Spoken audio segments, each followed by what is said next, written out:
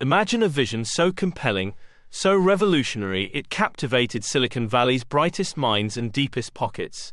A startup promising to rewrite the future of healthcare with a single drop of blood, it was hailed as the next Apple, poised to disrupt an ancient industry. Yet, beneath this shimmering promise lay not innovation, but an elaborate web of deception, a strategic fabrication that would ultimately unravel spectacularly. This is the story of Theranos and the Mirage that vanished. For a fleeting moment, Theranos was the ultimate Silicon Valley darling. Its founder, Elizabeth Holmes, presented a future where complex medical diagnostics could be performed instantly, affordably and painlessly, all from a single pinprick of blood. It was a promise that resonated deeply, not just with investors, but with the public, offering a democratization of health data. But like the distorted shadow cast by our perfect sphere, the reality was a meticulously constructed illusion. Today, we deconstruct how strategic misdirection, a cult of personality, and a catastrophic scientific failure converged, leading to one of the most audacious deceptions in modern business history. The rapid ascension of Elizabeth Holmes was nothing short of meteoric. Embodying the archetypal tech visionary, she captivated audiences with her deep voice, unwavering gaze, and compelling narrative. But her most crucial strategic move wasn't a technological breakthrough. It was the assembly of an unparalleled, star-studded board of directors. Former secretaries of state, decorated military generals, and titans of industry joined her ranks. These weren't medical experts or scientists, they were figures of immense prestige and influence. This move was a masterclass in strategic positioning. Their presence acted as an impenetrable shield against scientific scrutiny. Potential investors and partners, dazzled by the caliber of the board, presumed that such eminent individuals must have conducted rigorous due diligence. The very weight of their reputations lent an unearned credibility to Theranos, allowing the company to operate in an unprecedented veil of secrecy, where the glow of prestige overshadowed any need for peer review or transparent scientific validation. It was a calculated use of perceived authority to bypass fundamental checks and balances. At the heart of Theranos's promise was the Edison machine, a device purported to run hundreds of tests on a single drop of blood. In reality, the Edison was a technological failure. Its internal data streams, if visualized, would be chaotic, fragmented, and overwhelmingly negative.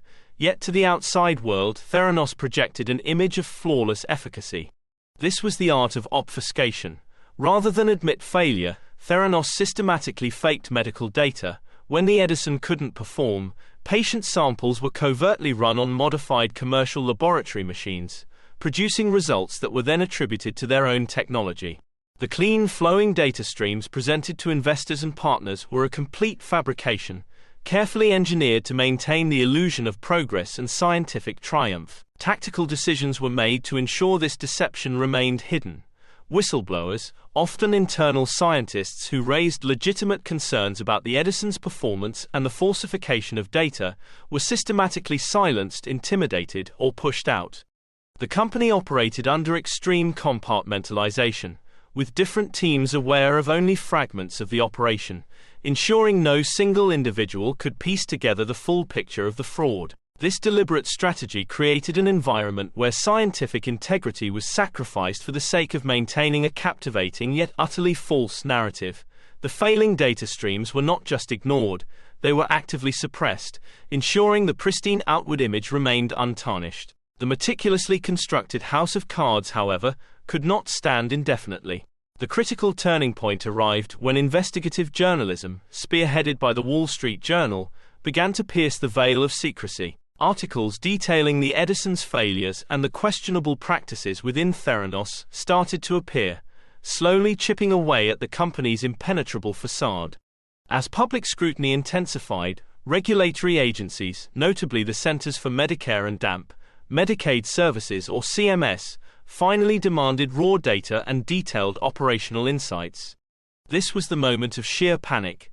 The strategic deception, which relied on controlling information and preventing independent verification, became completely unsustainable. When confronted with the demand for empirical evidence, the chaotic, fragmented data streams that had been so desperately hidden beneath the surface could no longer be contained. The illusion of a working technology collapsed under the weight of its own non-existence. The strategic gambit to deceive regulators and investors ultimately failed, exposing the fundamental scientific fraud at its core. The aftermath was swift and devastating. Theranos, once valued at an astronomical $9 billion, dissolved into nothing, the visual of the pristine sphere shattering, revealing its complete emptiness, perfectly symbolizes the evaporation of its perceived worth. Investors, including some of the world's most experienced and celebrated figures, watched hundreds of millions of dollars vanish. What followed were federal indictments against Elizabeth Holmes and her former COO Sunny Balwani for wire fraud and conspiracy to commit wire fraud. The perceived visionary was revealed as a perpetrator of one of the most significant corporate frauds in recent history. The promise of revolution turned into a stark lesson in strategic miscalculation and moral bankruptcy, leaving behind only the dust of shattered trust and ruined reputations. The Theranos saga serves as a chilling reflection on the dangers of venture capital FOMO, the fear of missing out, and the inevitable disaster that occurs when the Silicon Valley mantra of "fake it till you make it" is applied to human biology. The terrifying reality is that some of the most experienced investors and political minds in the world handed over hundreds of millions of pounds based purely on a compelling narrative, without ever independently verifying the core technology. It's a stark reminder that even in the most innovative sectors, fundamental scientific scrutiny and ethical governance are non-negotiable. When these are deliberately circumvented, even the most dazzling vision can quickly dissolve into nothing but a hollow deception. Join us next time on the Boardroom Gambit, as we delve into more high-stakes power plays and strategic downfalls. If this unraveling of the Theranos Mirage resonated with you, be sure to like this video, share it with your colleagues and friends, and subscribe to the Boardroom Gambit for more strategic insights into the plays that shape our world.